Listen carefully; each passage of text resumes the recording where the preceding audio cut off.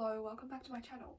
Basically, this video will be more of like a personal opinion chat about the topics of bullying and cyberbullying. So the reason why I wanted to make this video was just because I was talking to a few friends about it a few weeks ago, and that really got me to consider the topic. And basically, I feel like there are so many campaigns out there that talk about what bullying is, how to identify it, or what to do if you're bullied, and obviously telling people that we should not bully other people. So what I will be talking about, I'm not going to replicate what those countless campaigns and schools have been teaching everyone, because that's just unnecessary. We've all heard too much of that. What I want to discuss is, from my own perspective, my own understanding, the reason why people bully others and how bullying really occurs. So firstly, I want to say everything I say in this video is my own opinion. So I haven't really done any research on this for the video, because I felt like just from my own knowledge and my own analysis and thoughts, there already is a lot of things I wanted to share, and I'm pretty sure there are a lot more articles and YouTubers out there who's compiled a lot of research and even papers and reports on that, which I think would be more informative from a statistical point of view on what's actually happening and what we need to do to address it. But what I'm doing and why I choose to kind of really speak from my own experience and understanding without much research is because personally, sometimes I like to do this thing where I write down my own thoughts that just suddenly occur to me, and they're very original and raw.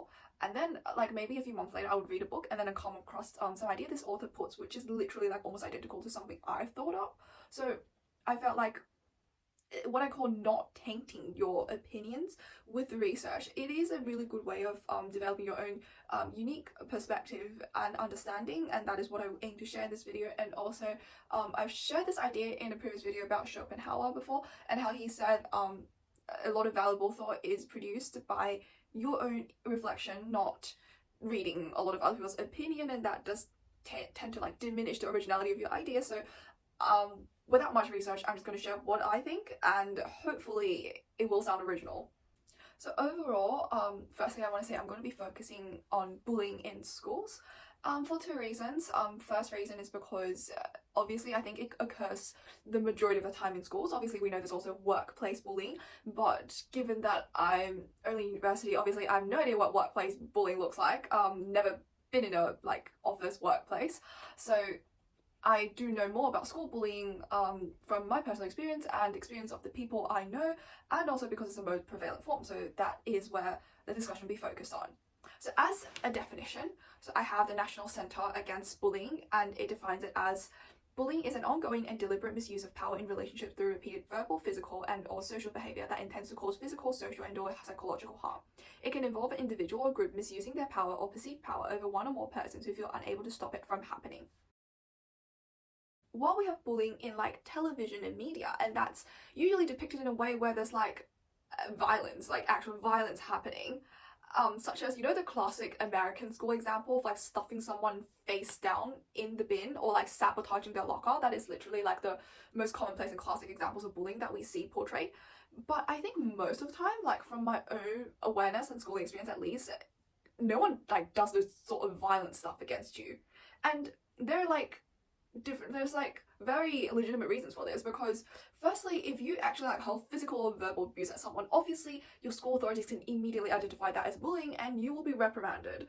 And if you want to bully someone to get away with it, you don't want to stuff someone face down the bin because the whole school is going to know. So that's not a very smart way to go about it. So I think for the majority of the time, bullying occurs in a form of social behaviour. So it's a lot more implicit, and this is what I will be focusing on, because sincerely I've never seen anyone stuffed in the bin in my entire life, and I don't think I've heard from any of my friends who's seen it physically with their eyes. So yeah. So now the question we need to discuss is, how do you bully someone through social behaviour? Firstly, we must understand that all forms of social behaviour among humans must derive their meaning via a sort of collective definition. So for example, what a handshake or a gift means in our society is socially defined. If we don't have this social definition that handshake signifies sort of friendliness and cooperation, then shaking someone's hand would be entirely meaningless. So it's the same with our social forms of bullying. If we don't have a sort of collective acknowledgement or institution that defines this person being treated socially that way, it counts for bullying, then we wouldn't see it as bullying. And why I suddenly come to realization of this was because the other day I was with my two friends and was talking about how schools are like very institutional in nature. And it's like a completely like enclosed institution, and we're thinking like that was just what's really scary about it. And it's like an insulated environment where you put a bunch of adolescents together, and for them it seems almost like it's their entire world, and this entire world can shape their experience and values in the forms of a lot of irreversible influences. So when they're completely entrapped within the social norms governed by their schools, it's those social norms that dictate, oh, this person is being bullied. Let me give you an example. I feel like for almost everyone's schools, there is just this weird implicit rule that you do not sit by yourself at lunch. And if you sit by yourself at lunch, either people think you're being bullied by others, that's why they don't want to sit with you, or like you're just such a horrible person, no one likes you, or just like, or you're just weird and unsocial, and all sorts of perceptions can lead to a decrease in your social status in this institution called the school. So what do people do when they want to bully someone socially? Literally like the most common form is you don't sit with them. Like you don't sit with that person, and often you advise other groups of people not to sit with that person, and that person sits alone, and ta-da, bullying is done. Which, when I was talking to my friends about this, we all thought is really ridiculous, because when you go into society, like whether in university or workplace, or if you're just sitting in a park, you sit there and eat alone, that's like the most normal thing ever.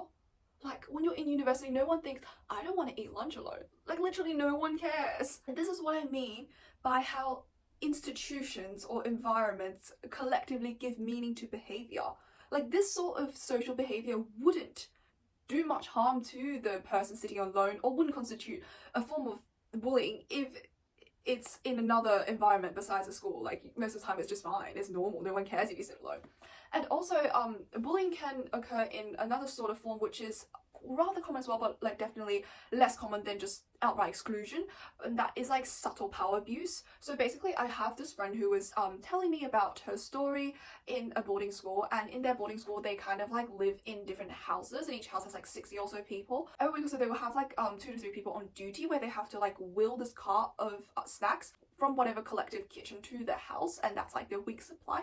And each week there's like different groups of people doing that. And then there was this one girl who was bullied because every single time her name is on duty with one or two other people, the other people with her would always make up some seemingly legitimate excuse to not go take the supplies, and then she had to wield that entire like huge cart of supplies back to the house just by herself, and it was very hard. But it seems like because she is the one who's being bullied, and I think bullying does tend to create a sort of like, I guess it lowers your social status in this environment called the school. So if you're bullied, even if most other people don't know why you're being bullied, they don't know like precisely what's wrong with you, like just the fact that they perceive that you're being bullied, they're going to think you're somewhat of a lesser person, and that's why they're kind of like complicit in like not standing up for you, because they're just going to be like, oh, there must be something wrong with her, that's why people are treating her like that, or I don't want to be seen as being on the side with someone with such a low social status. So everyone was kind of like complicit, like no one offered to help her, and no one really thought there was any, like no one really took steps to say like you can't just make her do that by herself each time. So that was really sad. And then my friend told me this girl eventually, like, she moved schools, which comes to my next point. Why is bullying so hard to solve? In the case of that girl, she simply just moved schools. She transferred to a different school, and my friend hadn't heard anything about her ever since then. But the point I'm trying to make here is that it's almost impossible to solve bullying from the perspective of someone who's being bullied in a school environment, and usually like your most effective and probably only path out is to transfer schools. So why is this the case? Well, firstly, I think bullying is really hard to solve because, as I said, nowadays it mostly occurs in the form of social behaviour, and that's very like implicit. So even if you like report it to teachers or school authorities, a lot of the times like they don't have evidence to say that this person's being bullied, because obviously teachers can't say to a group of people, you have to sit with this person at lunch, because students have the right to choose who they hang out with, right? And what about resisting? Like, if you consider forms of resistance, suppose like you could like verbally or physically fight back, you could try and stand up for yourself and say, express your views and say it's not okay, or you could exert the bullying back. And honestly, I think none of these actions are like effective, because especially if you're the person being bullied, if you're the victim, you're always like on the minority. For the majority of the time, it's literally like one person, and in very rare cases could be two people. And there's always like the people who are bullying you always like a lot bigger in numbers. So like whatever form of resistance you're trying to put up, it's just not really going to work. So yeah, when I was talking with my friends about this topic, we realized that all school children who are being bullied are really in this conundrum where there's literally no way out except that they just get out of the school. And as I said, if you're being bullied, you tend to be perceived as like on a lower social level, like less of a person in your environment. Then this makes the victim fall into a sort of like cycle of self-blame, because they tend to ask, why is it me and not someone else? Is there something wrong with me? And that is very like detrimental to their psychological health. The next question I'm going to move on to address is, why do people bully others? Like, what's their motivation? In fact, whilst I said I would start with this question, I would actually like to start with another one, is why do people not bully other people? So that's considered a few factors. So firstly, we're indoctrinated with the idea that we should respect other people. Well, out of social courtesy and also out of human rights, like a respect for each person's rights. And secondly, if you mistreat other people, it reflects badly on your social reputation, which is bad for you, and there may be like potential reprimands for behaviour of bullying other people. And thirdly, I suppose like in the adult world, it's really a lot harder for a bunch of people to be in this institutional setting which is ripe for bullying, so there's less like grounds for it to occur. However, and I would say like the most common form of like grouping people together in a collective kind of insulated environment in the adult world would be like the working place. And I don't know much about workplace bullying, but I feel like it's a lot less prevalent than school bullying, probably for a few reasons. Like, these are just my thoughts. I feel like most school bullying occurs as a form of social exclusion, and this only accounts as bullying. Like, being excluded only accounts as being bullied in schools because it's expected that you have friends. If you don't have friends, you have no social status in your school. But there's no similar expectation in the workplace, because we're all mature human beings and we just think there's no need to make like friends in the workplace. You just need to maintain like cooperative and friendly working professional relationships, and if you're able to keep that up with other people, no one's going to have anything against you or think you're a lesser person because you don't have a close friend at work. Like, people think it's fine. So if you like sit alone and eat lunch there, like no one's going to think lower of you, because there's no expectation that your social status at your workplace is established by having friends. And secondly, I feel like you can really afford to exclude or mistreat someone at school compared to at work. Because, okay, so if you want to exclude someone, you could like not sit with them at lunch, you could not talk to them in class, like when you do group projects, just don't do it with them. But at work, it's like, you can't really choose who your co-workers are, right? So why would you bully someone who's sitting 2 aisles down because you could end up on a group project with them? And that reflects really bad on your work efficiency if you're like trying to mistreat that person, so it wouldn't really make sense.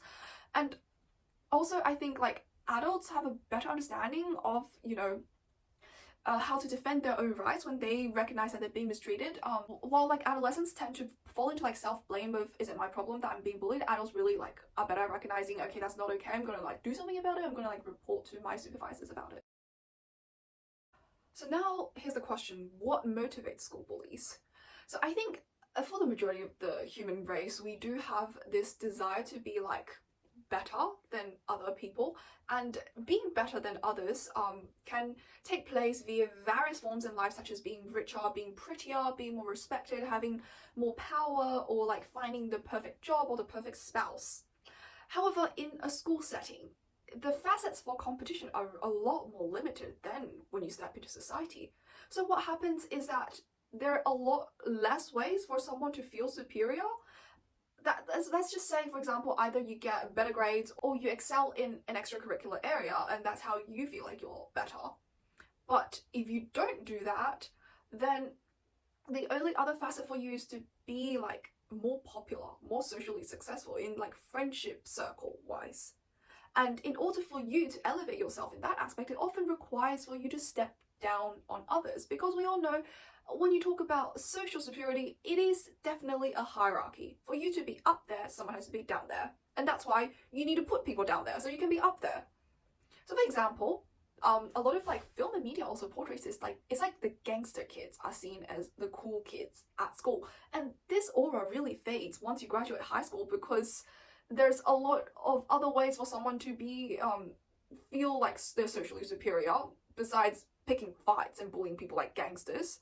But at high school, they're seen as cool because they have, in that limited environment, they have the biggest social power, and that's why people bully others. Fundamentally, what motivates bullies is that they just want to feel superior or like seem superior in the eyes of other students. And moreover, I feel like it's just a massive unfortunate fact that a lot of people tend to like dislike other people for really like little or no reason, just don't like you. And in the adult world, people tend to think it's unreasonable, so they try to temper it, or at least they try to hide it and maintain friendly like relationships on the surface. But when you're younger, especially like in middle or primary school, when you don't like someone, you just display it blatantly. So I could just feel like bullying because I don't like the colour of your hair. I think there's something wrong with it, so I'm gonna bully you. So yeah, it's more like they just feel okay with expressing a lot of thoughts blatantly that we would hide in the adult world. So these are pretty much the main motivations why people bully others. Now, let me move on to the topic of cyberbullying. The Oxford Dictionary defines cyberbullying as the use of electronic communication to bully a person, typically by sending messages of an intimidating or threatening nature. Nowadays, cyberbullying is a lot more proliferate than in-person bullying because obviously we have amazing access to technology, so there is like literally no platform upon which it cannot occur, whilst bullying in person takes a specific environment for it to occur. For example, like if you chuck a can at someone or you kick someone on the street, that's not bullying, that's just assault. So you need like an actual environment for it to qualify as bullying, otherwise it will just be assault.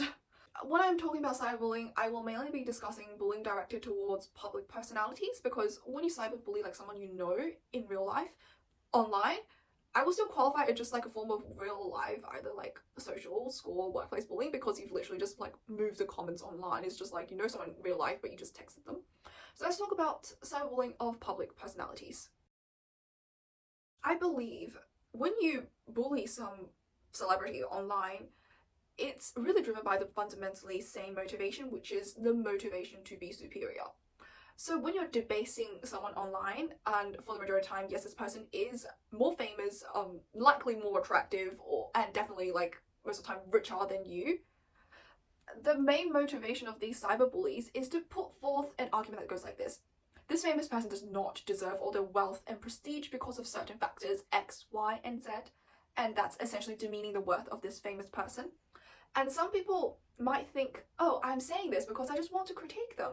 But I think there is definitely a more subconscious factor at work when they do this, especially when, I think, yeah, there is a line between critiquing a famous person by saying, yes, this and that is bad, compared to actually like completely demeaning their worth as a person and attacking them with very vicious language. And I think the second type qualifies as cyberbullying. And when you're cyberbullying someone, you can't just say, I just want to critique them, because that's different. When you do the latter type of action, I think fundamentally, whether you're aware of it consciously or not, you're probably motivated by a motivation, which is the need to feel superior. Why? Because when you maliciously attack them, you're essentially saying, look, all you stupid people are putting this person on a pedestal, and I'm better because I'm clear-headed enough to see this person's defects, and that for those reasons, I think they're unworthy of their position, which you guys gave him or her, and he or she does not deserve. And this is also why I think celebrities tend to be criticized for like very minor things that if someone said or did that in real life, you probably wouldn't really hold it against them. It's like the element of jealousy. It seems like they need to be the perfect personality in order to deserve all their fame and money. Moreover, I think cyberbullying gives the perpetrators like two actual and one like psychological safety valves, and that's why it's very proliferate. So the first one is anonymity. They could use a lot of vicious language as they please, and they're not held accountable. The second one is the fact of being part of a crowd. So it's like when you're part of thousands of people who send hate messages, you don't feel like you're doing something wrong, because you're just like, so many people agree with me, then there must be some legitimate reason and some legitimate justice in what we're doing and saying. And thirdly, you feel freedom from guilt, because you're not actually exerting any harm to this person. At least that's what you feel like. Because you're just like, this person receives like countless messages, so they're probably never going to see my message, and even if they do, like, it's someone who's probably thousands of miles away from them sending this one hate message online. That's not going to do anything, so I don't feel bad. Lastly, I think because now we do have too much information and too much fragmented and even like misinformation, a lot of people tend to grab onto fragmented evidence on the internet, and from the basis of these evidence they're going to think, oh, this person's horrible because of X, Y, and Z, and hence I am like this perpetrator of justice in attacking them because they've done these horrible things, or they're just a horrible personality. And often like the evidence turn out to be like not accurate or even completely false afterwards, but in the moment when you're sending those hate messages, you feel like you're justified. Now we lead to the question of, is there a solution to cyberbullying? Well, firstly, I think there is a growing trend of public personalities engaging in legal action against those who said like extremely malicious or untrue accusations, and usually they do defend themselves via like defamation laws. This has proven to be like effective to a certain extent, that some people who said like extremely malicious and irresponsible stuff online have been punished by the law, and others are deterred from saying similar stuff for fear of being taken legal action against. But overall, I feel like it hasn't really reduced the wider phenomena. Certainly like community guidelines and like on social media can help reduce this sort of messages and like give repercussions to people who do send messages, so I think that helps. I think it's almost impossible to eradicate this issue completely, because I feel like the innate human desire to be siding with the masses and seeing like a minority being bullied has been with us for centuries. Think about public executions back then. I try to argue with a friend that people enjoyed watching public executions back then, and then he said no, they just watch it as a matter of like understanding how people are punished, and it was just a black matter of norm back then. But I was like, no, people actually enjoyed it. That's why they were so popular, and there were historical evidence that people enjoyed watching public executions in in extremely gruesome ways. So the psychology is just innate in us, and it's just taken in a really like a less bloody form now, we can just say. So it's really like the problem of war. Like the reason why we fight wars is because there's just elements in our human nature that makes us fight each other to death. And the reason that we don't really fight wars, at least like the majority of the countries don't fight wars now, is because of nuclear weapons. Like if we really started a war and tried to like kill each other, we could kill everyone. And I think it's the same with like murder, manslaughter, robbery. There's just elements in our nature that makes us want to do those things, despite the fact that there are consequences. So bullying is never going to stop, no matter how much anti-bullying campaigns are trying to educate people on that, because you can't eradicate fundamental aspects of human nature. And that's just a matter of fact. Obviously, there are things we could do to maybe hold bullies more accountable to what they do and say. Definitely, I feel like the first step is to be better at identifying when someone is being bullied, whether in real life or in an online context, and yeah, we can move on from there. So thank you for watching this video. I really hope that you guys would find just any of my views interesting or original, and I would be interested in hearing about any of your thoughts on this topic in the comments.